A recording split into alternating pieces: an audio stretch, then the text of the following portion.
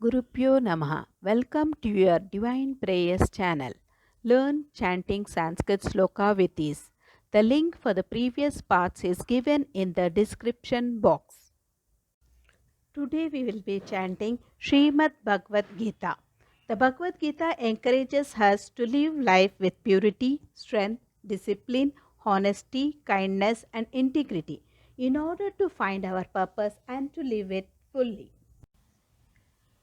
11th chapter Vishwarupa Darshana Yoga, that is, Yoga of the vision of the universal form. One who reads will get victory.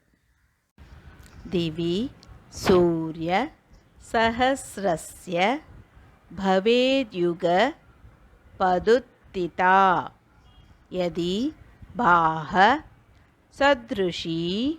Sa स्याद्भास सतस्य महात्मनः दिवि सूर्य सहस्रस्य भवेद्युग पदुत्थिता यदि बाह सदृशी सा स्याद्भास सतस्य महात्मनः दिवि सूर्यसहस्रस्य भवेद्युगपदुत्थिता यदि भासदृशी स्याद्भासस्तस्य महात्मनः तत्रैकस्तं जगत् कृत्स्नं प्रविभक्तमनेकदा अपश्यत् देवस्य शरीरे पाण्डवस्तदा तत्रैकस्तं जगत् कृत्स्नं प्रविभक्तमनेकदा अपश्यत् देवस्य शरीरे पाण्डवस्तदा तत्रैकस्तं जगत् कुतस्नं प्रविभक्तमनेकदा अपश्यद्देवस्य शरीरे पाण्डवस्तदा ततः स विस्मयाविष्टो हृष्टरोमा धनञ्जयः प्रणम्य शिरसा देवं कृताञ्जलिरभाषत ततः स विस्मयाविष्टो हृष्टरोमा धनञ्जयः प्रणम्य शिरसा देवं कृताञ्जलिरभाषत ततः स विस्मयाविष्टो हृष्टरोमा धनञ्जयः प्रणम्य शिरसा देवं कृताञ्जलिरभाषत अर्जुन उवाच पश्यामि देवांस्तव देवदेहे सर्वां तथा भूतविशेषसङ्गान् ब्रह्माणमीशं कमलासनस्थ ऋषींश्च सर्वानुरागांश्च दिव्यान् अर्जुन उवाच पश्यामि देवांस्तव देवदेहे सर्वां तथा भूतविशेषसङ्गान् ब्रह्माणमीशं कमलासनस्थ ऋषींश्च सर्वानुरागांश्च दिव्यान् अर्जुन उवाच पश्यामि देवांस्तव देवदेहे सर्वांस्तथा भूतविशेषसङ्गान् ब्रह्माणमीशं कमलासनस्थ ऋषींश्च सर्वानुरगांश्च दिव्यान्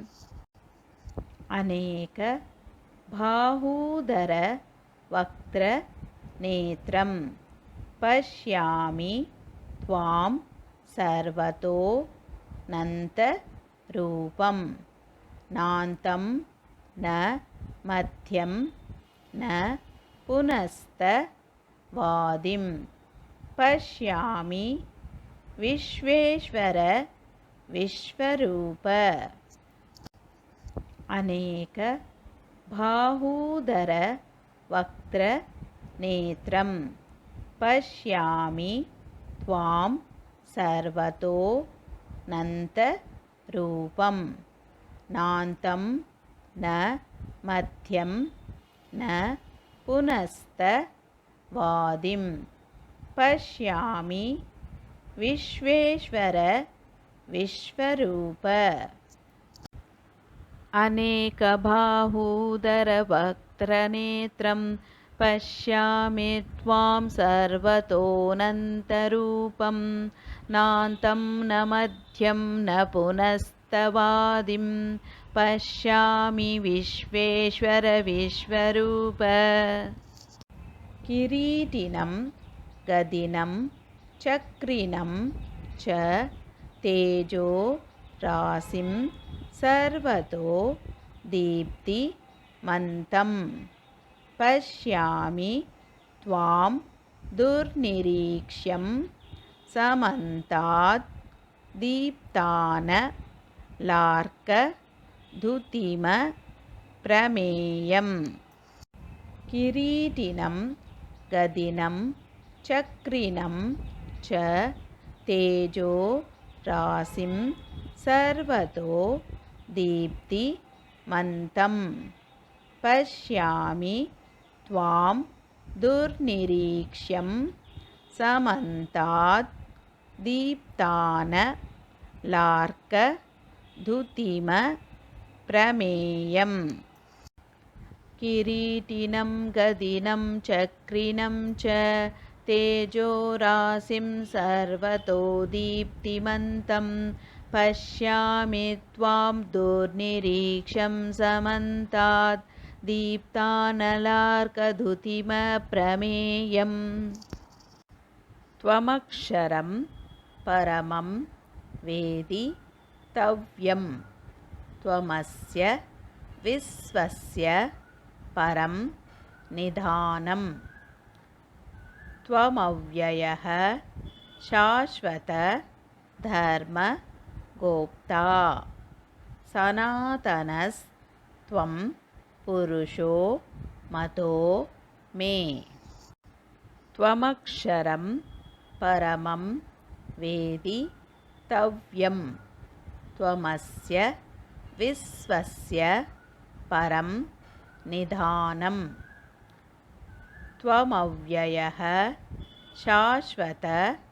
धर्मगोप्ता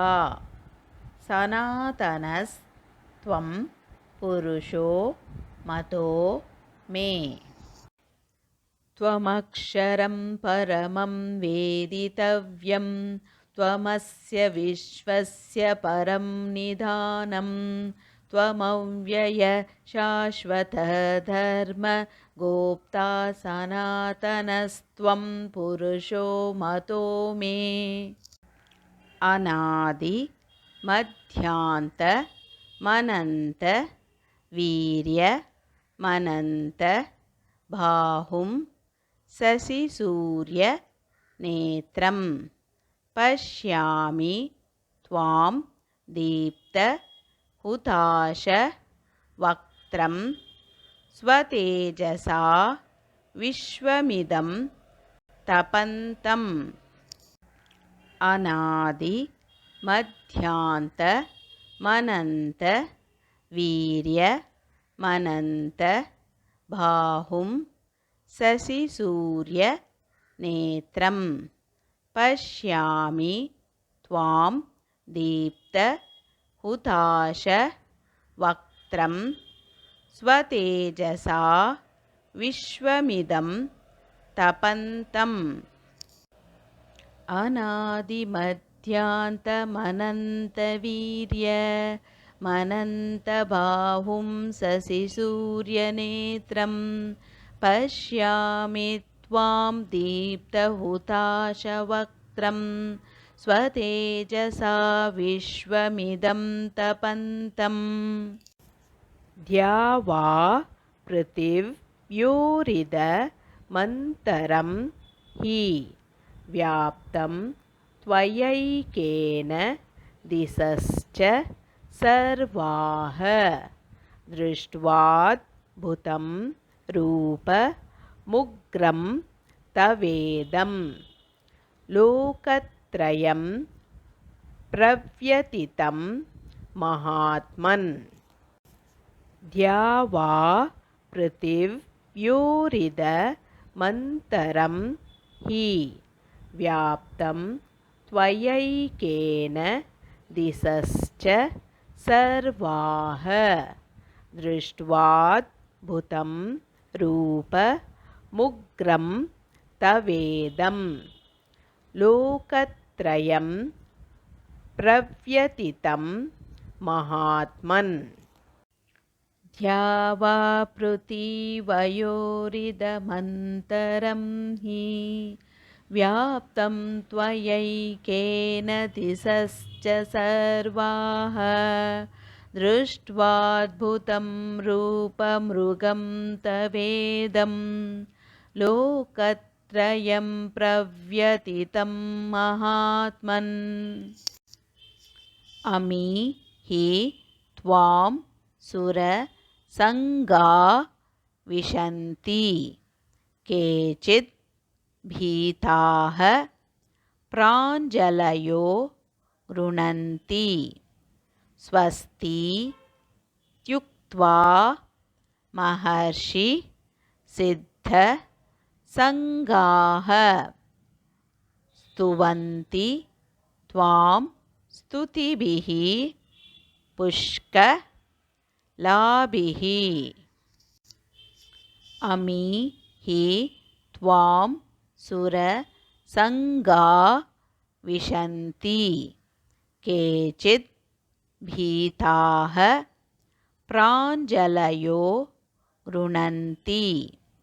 स्वस्तीत्युक्त्वा महर्षि सिद्धसङ्गाः स्तुवन्ति त्वां स्तुतिभिः पुष्कलाभिः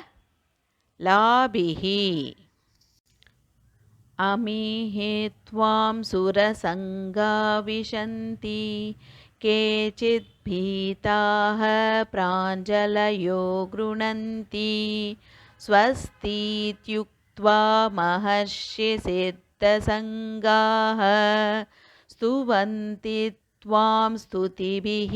पुष्कलाभिः रुद्रादित्या वसवो ये च साध्या विश्वे अश्विनौ मरुतश्चोष्मपाश्च गन्धर्व यक्षासुरसिद्धसङ्गा वीक्षन्ते त्वां विस्मिताश्चैव सर्वे रुद्रादित्या वसवो ये च साध्या विश्वे अश्विनौ मरुतश्चोष्मपाश्च गन्धर्व यक्षासुरसिद्धसङ्गा वीक्षन्ते त्वां विस्मिताश्चैव सर्वे रुद्रादित्या वसवो ये च साध्या विश्वे अश्विनौ मरुतश्चोष्मपाश्च गन्धर्वयक्षासुरसिद्धसङ्गा वीक्षन्ते त्वां विस्मिताश्चैव सर्वे यदक्षरपदभ्रष्टं मात्राहीनं तु यत् भवेत् तत्सर्वं क्षम्यतां देव नारायण नमोऽस्तु ते। विसर्ग बिंदु मात्राणि पद पादाक्षराणि च न्यूनानि चातिरिक्तानि क्षमस्व परमेश्वर अन्यथा शरणं नास्ति त्वमेव शरणं मम तस्मात् कारुण्य भावेन रक्ष रक्ष नारायण। यदक्षरपदभ्रष्टं मात्राहीनं तु यद्भवेत् तत्सर्वं क्षम्यतां देव नारायण नमोऽस्तु ते। विसर्गबिन्दुमात्राणि पदपादाक्षराणि च न्यूनानि चातिरिक्तानि क्षमस्व परमेश्वर अन्यथा शरणं नास्ति त्वमेव शरणं मम तस्मात् कारुण्यभावेन रक्ष रक्ष Narayana. Let's chant together Hare Krishna Mahamantra 3 times for the welfare of all living beings. Hare Krishna Krishna Krishna Hare Hare Hare Rama Rama Rama Hare Hare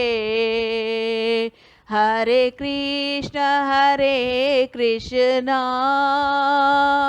Krishna Krishna Hare Hare Hare Rama Rama Rama Hare Hare Hare Krishna Krishna Krishna Hare Hare Hare Rama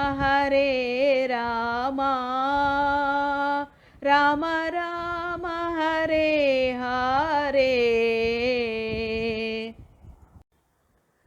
Hope you could follow along with me in chanting this sloka. More in queue. If you enjoyed this video, please like, share and click on the bell icon to subscribe and show your support.